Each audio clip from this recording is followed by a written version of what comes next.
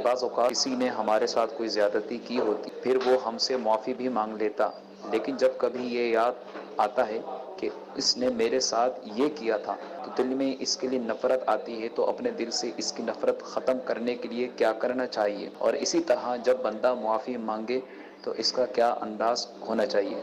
برائے کرم جواب ارشاد فرما دیجیے۔ معافی تو مانگنے میں تو ایسا سمجھ میں آتا ہے کہ جیسا جرم، اب مارا تھا، توڑ پھوڑ ڈالا تھا، خونم خون کر دیا تھا، اور اب احساس ہوا تو کان میں بول دیا سوری، بھول چوک معاف کرنا، تو یہ نہیں چلے گا، بلکہ وہ پوری گڑ گڑا کر کے یار میں نے واقعی اب مجھے بڑا احساس ہوا ہے کہ آپ پر میں نے بڑی زیادتی کی ہے، بہت ظلم کیا ہے، مہربانی کریں مجھے معاف کر دیں آپ، اللہ آپ کو دونوں جہاں کی بھلائیاں دے، اور دعائیں دے کر کے بس مجھے آپ کرم کر دیں، معاف کر دیں بھائی، دل سے معاف کر دیں، اس طرح مطلب اس کو لجاجت کے ساتھ کہیں گے نا تو ہو سکتا ہے کہ دل سے اس کے کچھ نہ کچھ بات نکلے، خالی سوری کر لینا، یعنی کرتے ہیں ایسا، کرتے ہیں لوگ کہ خالی مطلب یعنی کہ ظلم کریں گے، پھر بولیں گے بولا چالا معاف کرنا، کہا سنا معاف کرنا، اور یہ اپنے دل کو منا لیتے ہیں، بلکہ کہتے بھی کہ ہم نے معافی مانگ دی ہے، یہ معافی مانگنا تو نہیں ہوا۔ جیسے شب برات میں ہمارے یہاں رواج ہے، تو یوں ایک پیغام دے دیا جاتا ہے، معاف کر دینا، کوئی بھول ہو گئی ہو میری، کسی کو تکلیف پہنچ گئی ہو، یہ اچھا ہے، یہ انداز اچھا ہے، لیکن دل کو منا لینے کے لیے یہ کافی نہیں ہے کہ اب میرے کو سب معاف ہو گیا۔ جس جس کی حق تلفی کی ہے آپ کو یاد ہے تو بالمشافہ براہ راست اس سے معافی مانگنی ہوگی۔ ہاں اگر آپ کی پہنچ نہیں ہے، اس تک اپروچ نہیں ہے، تو کسی کو نمائندہ بنا کر قابل اعتماد کو فرض ہے اس کو کہ یار وہ اس نے آپ سے معافی مانگی ہے، اور نادم شرمندہ جو بھی ہے وہ بتا کر معافی کروا لے، تو اس طرح وہ معاف کرے اور معاف ہو، یہ صورت ہے۔ اب میں بھی اعلان کر دیتا ہوں مجھے معاف کر دینا، لیکن ذرا اطمینان نہیں ہوتا نا کہ اول تو اس تک میری آواز پہنچی کہ نہیں پہنچی اس کا بھی پتہ نہیں چلتا کہ وہ موجود ہے یا نہیں موجود، تو مگر کہہ دینا اچھا کہ شاید موجود ہو، معاف کر دے، تو یہ چانس تو رہے گا، سائیڈ ایفیکٹ نہیں ہے، لیکن یہ کہ جب پتہ چلے تو پھر اس سے براہ راست معافی تو مانگنی پڑے گی، اور معاف اس انداز میں جیسے کہ مانگے کہ جیسی غلطی تھی ویسی انداز میں معافی مانگے، اور اس کو بھی چاہیے کہ معاف کر دے، کہ حدیث پاک میں کہ تمہارا بھائی تمہارے پاس معافی لائے تو اس کو معاف کر دو، ورنہ حوض کوثر پر آنا نہ ملے گا، تو یوں معاف کر دینا چاہیے۔ اور اب جیسے حقوق، اب کوئی لاکھوں روپے ہڑپ کر کے بیٹھ گیا ہے اور آپ کو بول رہا ہے معاف کر دو، تو اب یہ معاف کرنا ضروری نہیں ہے، آپ پیسے اپنے وصول کر سکتے ہیں اس سے، خیر۔ تو یہ کہ ایک صورت تو یہ، اور دوسرا یہ کہ آپ شاید یہی سوال تھا نا کہ کس طرح معافی مانگے، دل میں سے نکلتا نہیں ہے، بعض اوقات نکلتا اس لیے بھی نہیں ہے کہ وہ صحیح انداز میں معافی نہیں مانگی ہوتی، یہ بھی ایک سبب ہوتا ہوگا، یا یہ کہ واقعی بعض اوقات تکلیف ایسی پہنچی ہوتی ہے کہ حقیقت ہے کہ وہ ہے نا، مطلب کہ زبان کے جو زخم ہوتے ہیں نا وہ نہیں بھرتے، تلوار کے زخم بھر جاتے ہیں، تو بعض اوقات ایسا زبان سے بندہ ایسا طنز کر دیتا ہے یا ایسی کڑوی بات کہہ دیتا ہے کہ بس وہ دل میں رہ جاتی ہے، بات نکلتی نہیں ہے، یہ ہوتا ہے، تو اب کوشش کرے اس کو نکالنے کی اور نفرت کا اظہار نہ کرے۔ ایک بزرگ کا واقعہ امام غزالی رحمۃ اللہ علیہ نے لکھا ہے کہ ایک شخص آتا تھا مگر آپ کے دل میں اس کے بارے میں ترکیب بنتی نہیں تھی، وہ اچھا نہیں لگتا تھا آپ کو، تو ایک بار اس کو الگ میں لے جا کر آپ نے فرمایا کہ اپنا پاؤں جو ہے نا میرے منہ پہ رکھ دو، حضرت آپ کیا کہہ رہے ہیں، یہ کیسے ہو سکتا ہے، یہ تو کرنا پڑے گا، یہ ہو ہی نہیں سکتا، میں کیسے کروں، تو آپ نے وہ باصرار اس کا پاؤں پکڑ کے اپنے منہ پہ ملا تلوا اس کا، اور وہ بزرگ فرماتے ہیں کہ ایسا کرنے سے میرے دل میں جو اس کے بارے میں کدورت تھی، مائل تھا، وہ دھل گیا۔ یہ ایک ان کا خیر انداز جو بھی تھا واقعہ لکھا ہے امام غزالی رحمۃ اللہ علیہ نے۔ حضور آپ کی باتوں سے ایک پرانی ڈائری میں کہیں میرے لکھا ہوا ہے کہ اگر کسی سے معافی مانگنی ہو تو بظاہر زبانی باتیں کرنے سے اگر اس کا دل خوش کیا جائے تو یہ بھی ایک نفرت کو کم کرتا ہے. یعنی بار بار اگر کسی سے ایسی ناراضی ہو گئی ہے تو اب کوئی نہ کوئی ایسی صورت بنائی جائے جس سے اس کا دل خوش ہوتا رہے, تو یہ بھی ایک نفرت کو ختم کرنے میں معاون ثابت ہے. مگر اس صراحتاً اس کی معافی تو مانگنی پڑے گی جو اس کو تکلیف پہنچائی نا اس نے. تو اس کے بغیر اس کا وہ دل صاف ہونا بڑا مشکل ہے. یہ بار بار یاد آتا رہے گا یار یہ تو اس نے یوں تو کیا تھا میرے ساتھ, اس کا کوئی تذکرہ نہیں کرتا, یہ ترکیب بناتا ہے اور مجھے بلا رہا ہے. تو یہ چھوٹے باپ کا بن کے ذرا یوں کر لینا, ترکیب بن جاتی ہے, معافی مانگ لے. حضرت مفتی احمد یار خان رحمۃ اللہ نے وہ حضرت مولا علی کا مقولہ, تو اس کا اردو شاعر نے اس طرح ترجمہ یوں کیا ہے, چھری کا تیر کا تلوار کا تو گھاؤ بھرا, گھاؤ مانے زخم, چھری کا تیر کا تلوار کا تو گھاؤ بھرا, لگا جو زخم زباں کا رہا ہمیشہ ہرا. ہرا مانے تازہ.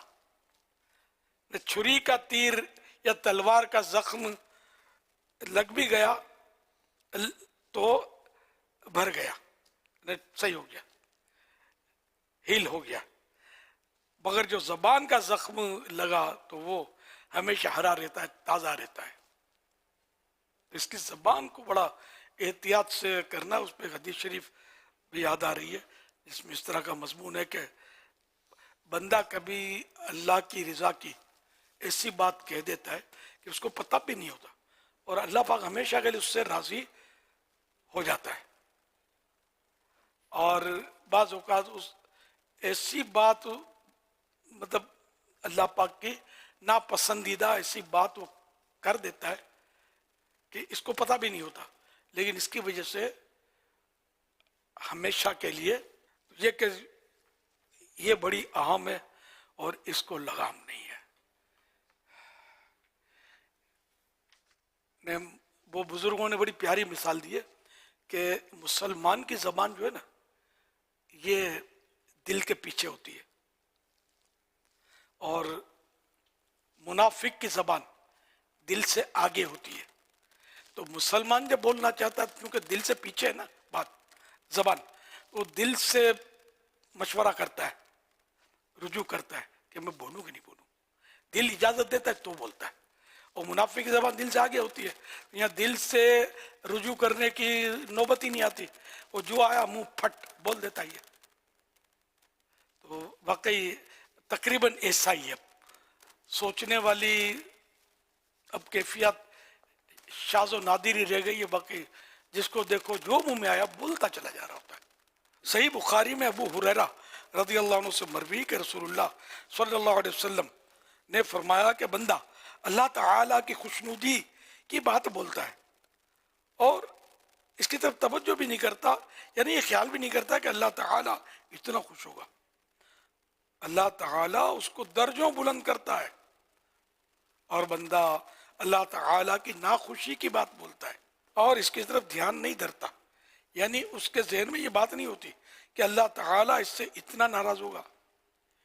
اس کلمے کی وجہ سے جہنم میں گرتا ہے.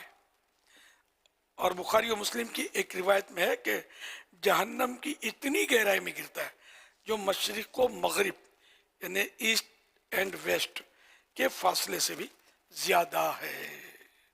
الامان والحفیظ. تو زبان کو سنبھالنا کتنا ضروری ہے. خاموش شہزادہ رسالہ نہ پڑھا ہو تو ایک بار پڑھ لیجئے, ایک بار پڑھ بھی لیا دوبارہ پڑھ لیجئے, سہبارہ پڑھ لے آدمی, ذہن بنتا رہے کہ ہم واقعی یعنی کہ جس کا دل دکھاتے رہتے ہیں بولتے رہتے ہیں, اور اس میں خاص کر جس کا منصب ہوتا ہے نا, ہم جیسا آدمی جو ہے نا یہ اس میں زیادہ مصیبت میں پڑتا ہے.